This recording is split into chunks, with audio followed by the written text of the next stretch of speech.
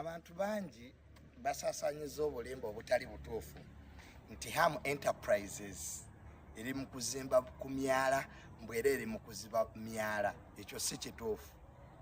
Emirundi mingi tukirabye nti enkuba weetonnya emyala gijjula amazzi ne gibeera gya bulabe nnyo eri abantu abagiwangaalirako n'abakolera bizinesi ku myala gino. Kasasiro ayibwa mu myala gino avaayo n'ayingirira amaduuka g'abantu n'okutwala ebintu by'abantu saako n'okutwala obulamu.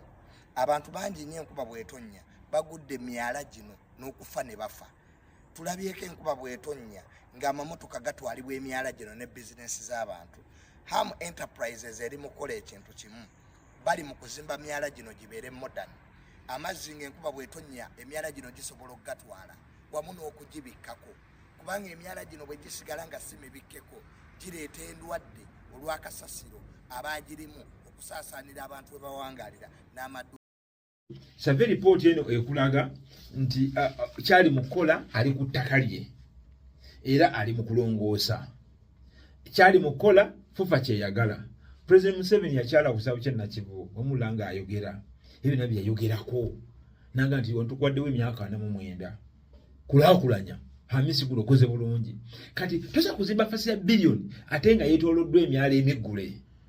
So tubeere bakkaka basebo ne bannyabo. Hamisi Ggundu yasinga okwagaliza bannakampala nabategeeza twali kuwa ne mabega ti Hamisi Ggundu akozesa abaana baffe bayitirivu nnyo abazimba ekisaawe ekyo Mwami Kalumba n'abatuuliza baana baddugavu baana baffe baawano bawadde emirimu bayitirivu nnyo ate ayagaliza si musosoze. Hamisi Ggundu tasosola ddiini tasosola mawanga tasosola kikula kya muntu buli omu amwetaaga. Kino kyali mu kukola mbategeeza fufa kye yamusabye kaafu kye yamusabye esaawe kyalondeddwa kyakkiriziddwa neetereeza emyala emiggule egyetooloddewo. N'olw'ensonga eyo mbasaba basemenya abatuuliza mubeere bagumu. Mbategeeza nti omwala guno guli mu ttaka lya Hamisi Ggundu. Mbategeeza nti KCCA yennyini yafulumya survey report ne date yino kweri ya nnaku zonga nti no ttaka lya Hamu. So bonna badde balina okutya mbasambire bakkakkamu.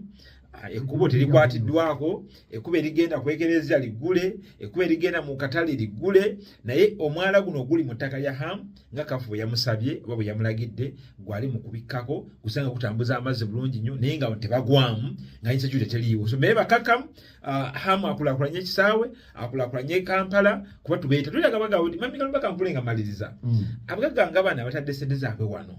We have to support them. Tulina bakkirizamu tulina bawagira tetubalwanyisa munnange mu mawanga amalala babakwatanga byatika investor local investor. So Hamisi Ggundu nze nja kwebaza